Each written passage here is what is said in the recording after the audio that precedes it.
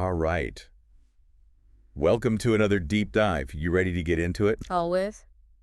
Today we're going all the way to Brazil. Sounds fun. It is going to be fun. We are talking about something that Brazilians celebrate and are known for all over the world, and that is the bumbum.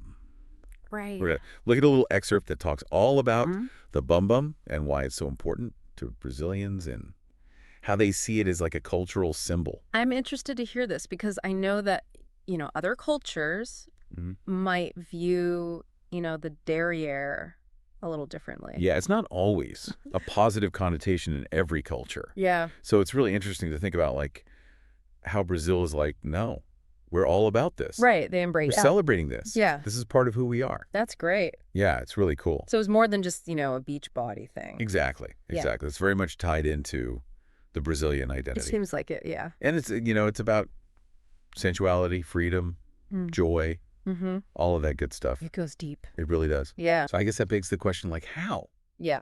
How did this even come about? Right. Was it always this way or, where Yeah. did this association come from?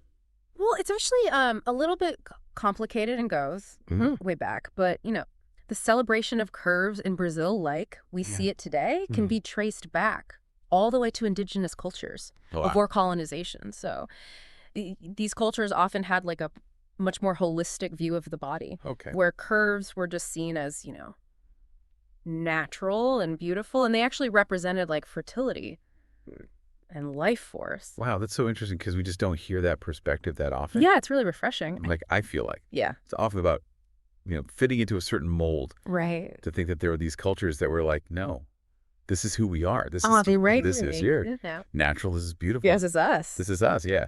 And so, I mean, obviously colonization happens. That must have changed things up a bit. So did it completely erase that appreciation or like how did that evolve? Yeah. It definitely influenced things because, European standards of beauty were imposed. Sure. But the interesting thing is that, that appreciation for curves, it never really disappeared. Oh, wow. Yeah. So instead, it actually kind of melded with African influences that were brought by, enslaved people.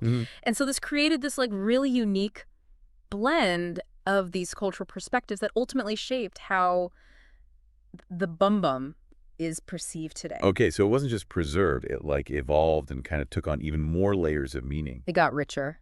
It did. Yeah. That's so cool. And I'm guessing Carnival plays a role in all of this. Big time. Carnival is like the ultimate expression of that appreciation, Yeah. It's like a giant magnifying glass on Brazilian culture that just amplifies everything they value. So you've got the energy, you've got the music, you've got the costumes, and it's all about just expressing yourself, letting go, celebrating life. And the bumbum takes center stage. Literally and figuratively, I would imagine. Yeah, it's front and center. Yeah, I've seen photos and videos and stuff, but I bet experiencing it firsthand is just a completely different thing. It can be amazing. Our source mentions the word jinga, Inga. which is this natural sway or swing, Right. and how it's connected to the bumbum.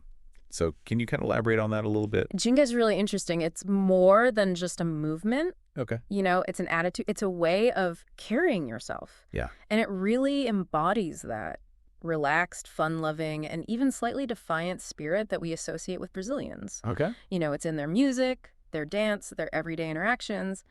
And the bumbum, with its natural movement, it's like the physical manifestation of jinga. I love that. So it's like the bumbum becomes this like cultural symbol. Yeah. This way of expressing their unique identity and spirit. Exactly. And it goes beyond just aesthetics. It becomes the symbol of their cultural heritage, their history, their outlook on life. It's deeper than just physical appearance. Way deeper. But I do have to ask, doesn't this focus on a very specific body part potentially lead to objectification? Oh, yeah. Like it's a tricky It's tightrope walk. line to walk, isn't it? For sure. Yeah. But I think the key difference here lies in the intent and context. Okay. In Brazil, the celebration of the bumbum is often tied to self-expression, body positivity, the celebration of one's heritage. It's about owning your body, celebrating its natural beauty, not conforming to external standards. Okay, so it's more about celebrating yourself and your culture, not about pleasing other people. Oh, exactly. That makes a lot of sense. Wow, so this deep dive has uncovered something really interesting. For sure. The Brazilian bumbum goes way beyond just the surface. It's multi-layered. It really is. It's a symbol loaded with history and cultural meaning and an embodiment of their spirit. It's fascinating, right? Yeah, it's really fascinating. Yeah. So I guess that leaves our listeners with a question to ponder. I've got one. Okay, hit me. Are there similar examples in other cultures where specific body parts are celebrated in ways that go beyond mere aesthetics? Ooh, what does that reveal about those cultures' values and their relationship with the body? It's something to think about. Yeah, I love that. Maybe it's time to take a closer look at the world around us beyond the surface and explore these deeper cultural meanings embedded in seemingly simple things. Love it. Thanks for joining us for this deep dive. Thanks for having me. See you next time.